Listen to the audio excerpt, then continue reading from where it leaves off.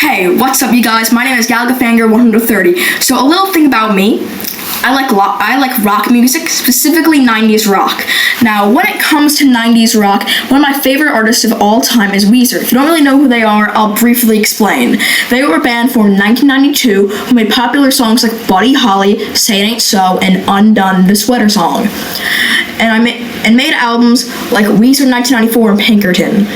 Now, a thing about every 90s rock band, they all have communities. Some vary greatly. Some are very small and some are very large and dedicated. A majority of people in these communities are normal. They like the band, know a lot about it, and enjoy the music and appreciate the art they've made. However, for one normal fan, there are at least 10 weirdos. These types of fans are some of the most vilest people I've seen in my life. In my eyes, they go into 4 categories: nerds, fangirls, freaks, and posers. We're going to talk about them all today. Now, before I start, let me get something crystal clear. I do not hate all Weezer fans. Like I said, am one myself. There are many fans that do very good things for the community, keeping archives of rare demos, talking about the band in an entertaining and informative way, and some of them even draw really good artwork of some of the members. However, I only really dislike fans that act weird about the members and are overall really parasocial. So, now that I've gotten that off my chest, let's start the show! Alright, first category we talk about today are the nerds. They're the people that act really damn slobby about Weezer. If you talk to one, they often complain about new fans of the band. Now, I agree, to an extent, some new fans are very annoying and fangirly in a way, but you gotta be fun with them at least a little bit, as they're genuinely willing to listen to some great music and they want to learn more about the band. The nerds, however, they think every single new fan is like the devil incarnate who will ruin the entire fan base. They often think that if you found Weezer on TikTok or a popular website or whatever, they think you are a heathen. They think that they're above everyone else because they listen to albums that most people don't really know about or listen to. They're always saying things that they're a real Weezer fan, but because they know an album only accessible by decoding Morse code with blindfolded or some shit, and they think that if you even like a song, I'm stuttering a bit, hold on. I'm reading off a script, so this is my first time ever doing this, so.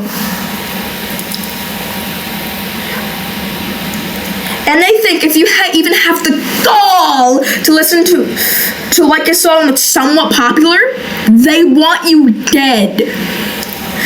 They hate fun. I swear to God.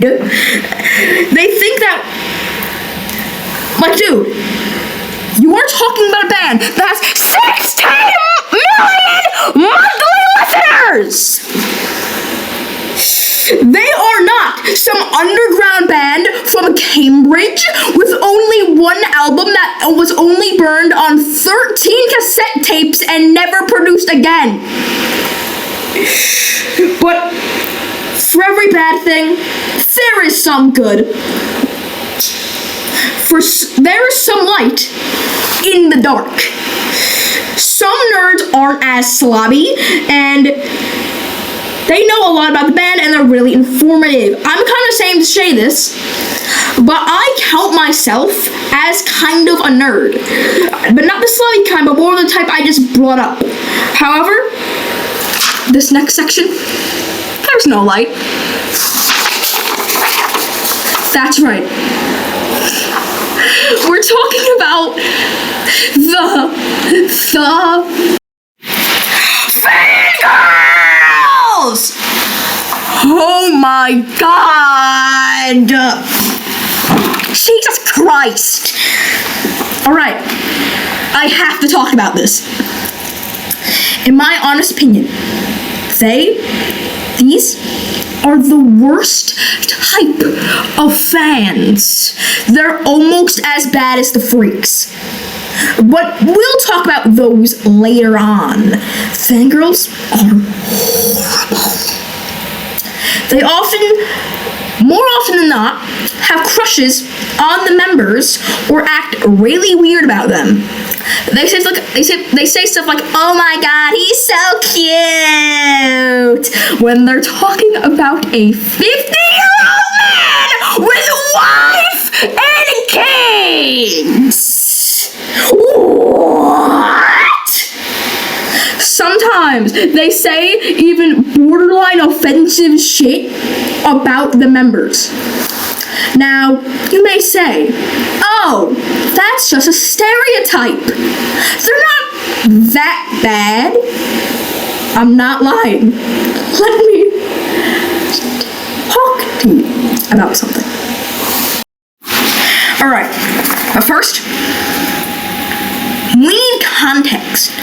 These fangirls thrive on Pinterest. Pinterest is like a vicious cycle. They search up a band, in this case, Weezer. They find other fangirls that act like total degenerates. They see it as normal. They spread that around like the Black Plague. And then more people search up the band, and the cycle continues. They most often have this really weird, distasteful sense of humor about the members, and sometimes really serious shit. One of the most jarring, horrible examples of their degeneracy was found on Pinterest. Say it ain't so. Now, what I'm about to show you might cause some bad reactions for some people, including me. So, bear through this and look away if you want. This is my only warning. I'm not giving a warning anymore. I have to do this. Okay. The example was found under an image taken from Pinkerton Diaries. If you do not know, Pinkerton Diaries is a book published by Rivers Cuomo in 2011 about his life during the creation of Pinkerton, starting from right after Blue Album and ending right before the hiatus in 1997. In 1995, the time where the example's image was taken, on April 14th, the day Rivers got an operation for his leg that he said, and I quote, felt like crucifying his leg. So, what happened to him? If it's definitely a delicate topic that must be treated with utmost respect and maturity. Let me show you what they fucking said, okay? Let me show you. Alright, this is the image, okay? It's not showing up that well. Hold on. It's not showing up. That's the image. Alright, let's see the comments, okay? We're gonna start from worst to best. I mean, best to worst, okay. Actually, who am I kidding? There is no best. In this scenario, it's like hell and greater hell.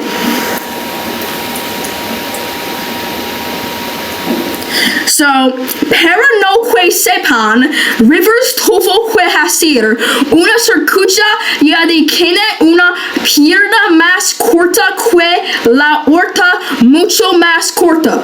I don't know if I pronounced that right. I don't know Spanish, but the translation is, so they don't know. Rivers had to undergo surgery because one leg was much shorter than the other.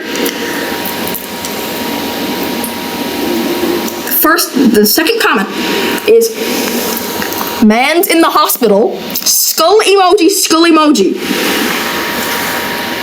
The worst one is, said by simp for your sister, he just gave birth. Oh, what the fuck? There's people there's people. I don't want to get a noise complaint. So I'm gonna sound like St. Peter right now. Do not joke about this shit. Look, imagine. What if someone you knew went through that? What if your best friend went through that? And someone went straight up to them saying, like, in their darkest of times, some crazy ass shit like, man's in the hospital. What the fuck is wrong with you bitches? We need to eradicate Pinterest off the face of the earth. This is insane thing saying, I know. Pinterest is fucking horrible. I swear to God, this is not even fucking funny. It's not. You guys didn't even try. You didn't even fucking try. Look, if you tried really hard to try to make an okay joke about it, it's still offensive and it's still really bad, but at least it would be funny. Peak comedy isn't, and I quote, he just gave birth. What the fuck is wrong with you guys? You know, hundreds of people go through that same thing every year. It's not a little isolated incident. It's not funny. That's offending many people.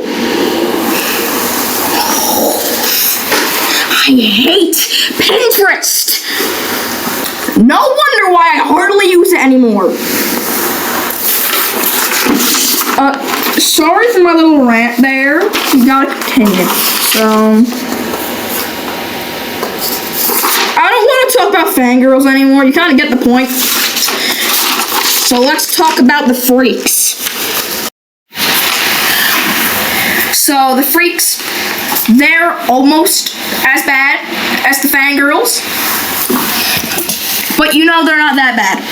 At this point, they're not as bad. I would rather have the entire community filled with freaks than fangirls. So what the fuck are they? I gotta let it go. That happened 30 years ago. I gotta let it go at this point. Okay. So the freaks, they have crushes on the members way more than the fangirls do. Because all the fangirls do is occasionally say some weird things about the members. However, the freaks actually do things what they say. They write fan fiction. They are found on Archive of Our Own, and they're pretty easy to find. All you have to do is put Weezer in the search bar, and over 1,000 pieces show up. They vary. Some aren't as bad and are just joke fan fictions, but on the other hand, some are extremely explicit and long. The explicit ones are really good at hiding that they're explicit too. They're usually normal in the beginning, and then right after that, they get into some lovey-dovey shit. And in my opinion, and that's kind of weird, we don't really know for sure if Weezer is okay with fanfic, and we don't know if they're really comfortable with having these things easily accessible. But sometimes Weezer fanfics are really good, okay? And I mean really. Like, if I found, like, if these were a book out for sale on Barnes & Noble, I would buy it and read happily. Plus, you have to actively look out for explicit stuff, and not as many people write them. If I had to recommend one Weezer fanfic, it'd probably be He's in My Eyes. I never read the whole thing, but it's really good based on what I read.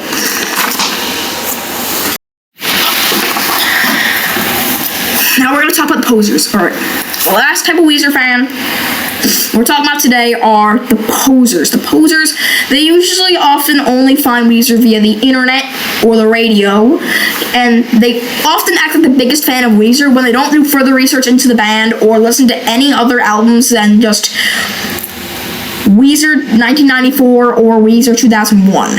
They really only know Buddy Holly, Say It Ain't So, Undone, Island in the Sun, and sometimes I Just Threw It All in My Dreams, Across the Sea, and Go Away. More recently, they start loving a song because everyone else starts loving it, and then they stop, and when they stop, the posers stop as well. They also switch up on songs suddenly, even after they liked it a week before. An example of this is Across the Sea, with the whole Across the Sea kerfuffle a few months ago, I think last October. The song became very popular on TikTok, and everyone liked the song at first, and I'm actually kind of happy for that, since I love Pinkerton, and I love it when more people start liking it. But then the whole thing went sour. The millisecond people found out about the second verse, they started accusing Rivers Cuomo of being a pedophile. No, I'm not joking. If you're not really in the loop, Across the Sea is about a letter Rivers got from a woman who lived in Japan.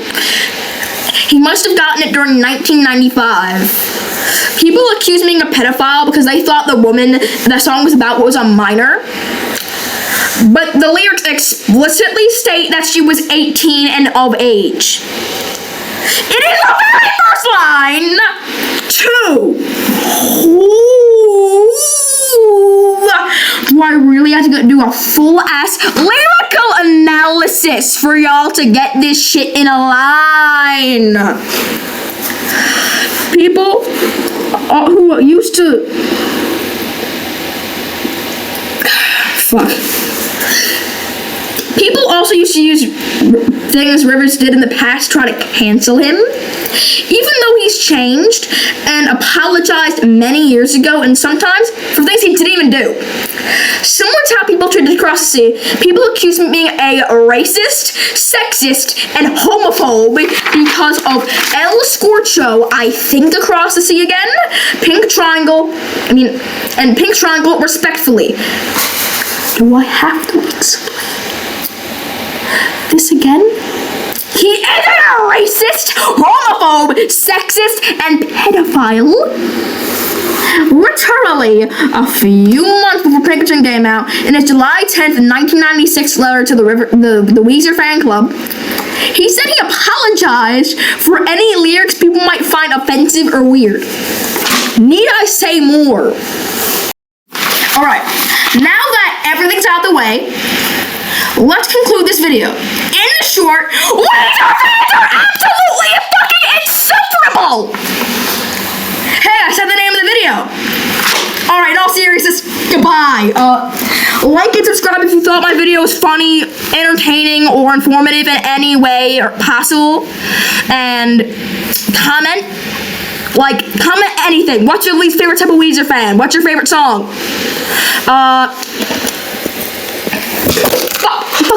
The light. Anyway. Comment something. Add to the discussion. Watch my other video. My previous video was about Alone 3, my full reaction to it. So if you want to go watch it.